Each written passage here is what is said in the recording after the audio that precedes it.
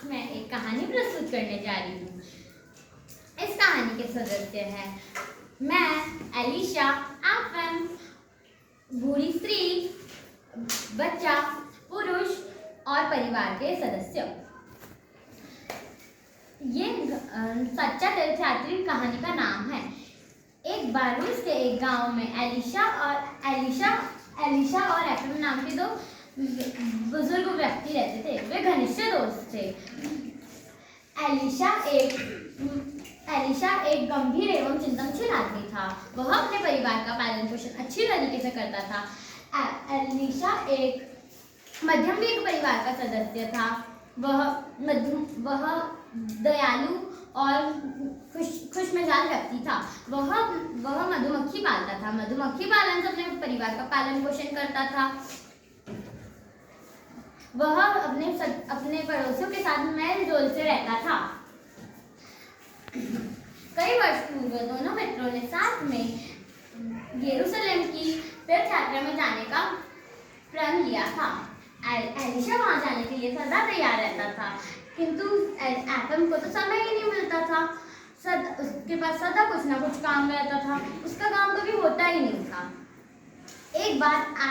एक बार एलिशा ने बोला, क्यों दोस्त, हम अपना प्रण कब पूरा करेंगे? एफएम ने बोला। अब प्रश्न सुन के एफएम का चेहरा उतर गया। एफएम ने बोला, हमें प्रतीक्षा लेनी होगी। यात्रा के लिए मेरे पास पैसे ही नहीं हैं। एलिशा ने बोला, तुम्हारे पास मेरे से 10 गुना अधिक धन है, फिर भी तुम ऐसी बातें करते हो। तीर्थ यात्रा से आत्मा पवित्र होती है और आत्मा की पवित्रता सबसे बड़ी संपत्ति है। हमें अपना प्रण पूरा करने के लिए तीर्थ यात्रा पे अवश्य जाना चाहिए।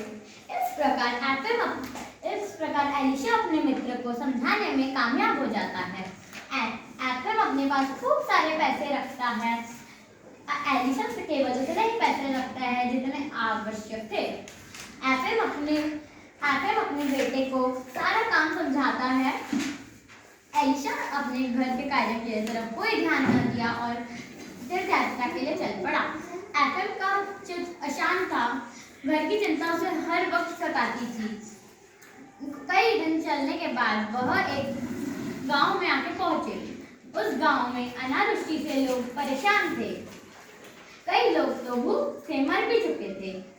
वे दोनों दोस्त एक झोपड़ी के पास आके रुके रात गुजारने के लिए। झोपड़ी से चीख पुकार सुनाई दी। वो एक दरवाजा खटखटाए, किंतु किसी ने नहीं खोला। फिर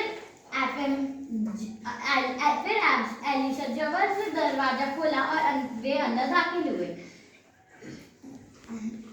झोपड़ी से दुर्गंध आ रही थी। एक महिला भूमि पे मरणासन अवस्था में पड़ी थी। वो बोली, आप कौन है? हमारे पास कुछ नहीं है। तभी एक बच्चा भागते हुए आया और बोला, बाबा हमें भूख लगी है, हमें रोटी दो। कुछ समय बाद एक पुरुष लड़खड़ाया और उधर ही आकर गिर गया। वह बोला, बीमारी ने हमें घेर रखा है।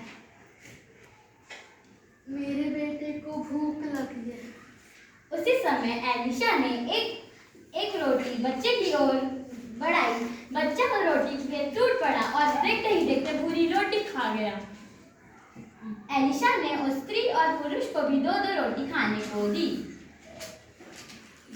फिर वो कुएं से पानी भर के लाया और उनको पिलाया। एफएम बाहर ही खड़ा रहा, अंदर भी नहीं आया। एलिशा ने उसको सारा हाल कहा सुनाया। एफएम बोला, क्या हम इसी गंदी झोपड़ी में पड़े रहेंगे? ऐसे रहने से तो हम भी बीमार पड़ जाएंगे। हमें यरूशलेम भी जाना है। वक्त में समय नष्ट नहीं करना चाहिए। मित्र, आप चले, अब मुझे इनकी सेवा करनी ही होगी। एलिशा उन तीनों प्राणियों की सेवा करने के लिए रुक गया।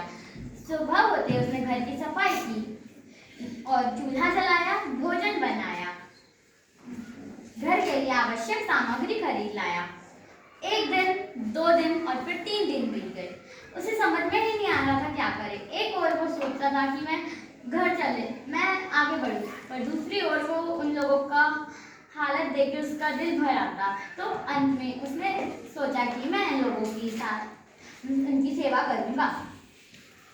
एक दिन उसने सुना कि बूढ़ी स्त्री अपने बेटे से कह रही थी, बेटा, यह मनुष्य नहीं, ये देवदूत है। अपनी प्रशंसा सुन के एलिशा ने सोचा कि अब मुझे यहाँ से चलना चाहिए। वैसे भी मैंने अगली फसल के आने का प्रबंध तो कर चुका हूँ। अगली दिन जब सब लोग गहरी नींद में सो रहे थे, तब एलिशा चुपके से चले गया। उसके पैसे समाप्त हो गए थे, इसीलिए उसने यरूशलेम जाने का विचार छोड़ दिया। जब वो घर पहुंचा तो उसके परिवार के सदस्य बोले, आप यरूशलेम हो आए, अमीर कहाँ है? शायद ईश्वर की इच्छा नहीं थी कि मैं यरूशलेम पहुंचूं। मेरे पैसे मार्ग में समाप्त हो चुके थे, इसलिए बिना एफएम के साथ गए मैं वहां से वापस आ गया। और उधर एफएम जितना हो सकता उतना आगे गया यरूशलेम की ओर। यरूशलेम पहुंच के वो सबसे पहले चर्च गया प्रार्थना करने के लिए। उस चर्च में बड़ी भीड़ थी। उसको वो अपनी जेब बार टटोल के देखता रहा कि कहीं उसकी कोई जेब ना काट ले। अपने धन की चिंता से हर समय परेशान करती रही। उसका प्रार्थना में मन भी नहीं लगा। फिर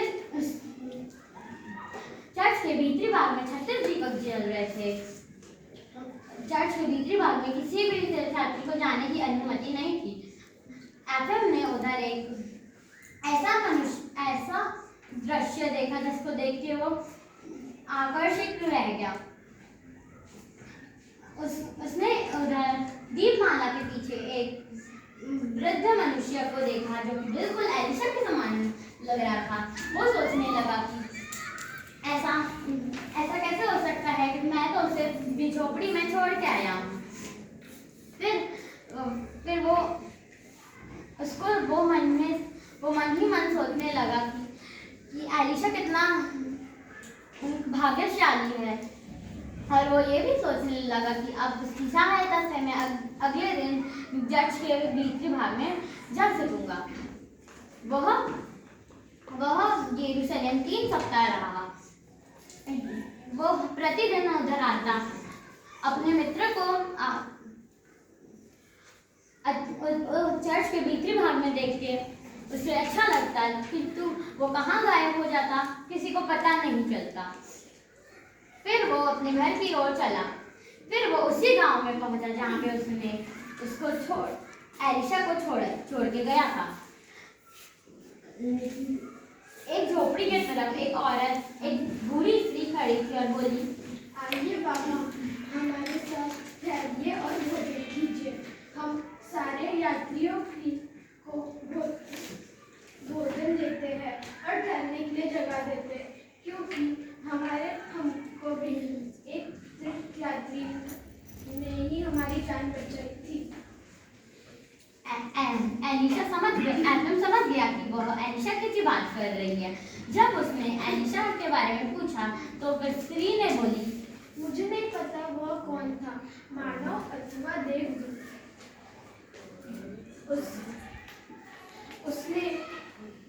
वो हमसे बहुत प्रेम करता था।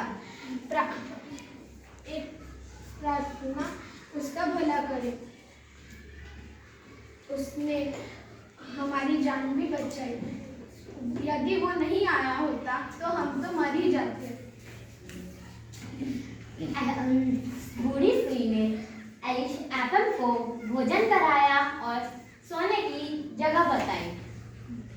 एफएम विश्राम के लिए लेटा तो, लेकिन उसको नींद नहीं आई, क्योंकि उसके दिमाग में एलिशा के ही ख्वाब आ रहे थे। वह मन ही मन सोचने लगा कि लगता है ईश्वर ने मेरी तीर्थ यात्रा नहीं स्वीकार की है, किंतु एलिशा की कर ली है। प्रातः साल होते ही वह अपने घर के लिए चल पड़ा। वह गांव पहुंच के सबसे पहले एलिशा के घर गया। एलिशा एफएम को देख के बड़ा प्रसन्न हुआ और बोला, मित्र, आशा है आप यरूशलेम होकर आ चुके होंगे। एफएम बोला, मित्र, मुझे पूरा विश्वास है कि मैं यरूशलेम गया, परंतु मेरी आत्मा वहाँ नहीं थी। इसका मुझे पूरा संदेह था। मुझे पूरा विश्वास है कि तुम्हारी आत्मा वहाँ थी। मैंने अपनी आंखों से तुम्हें चर्च के भीतरी भाग में दीपमाला के पीछे खड़े देखा। तुम ही सच्चे तीर्थयात्री और ईश्वर के प्रिय हो।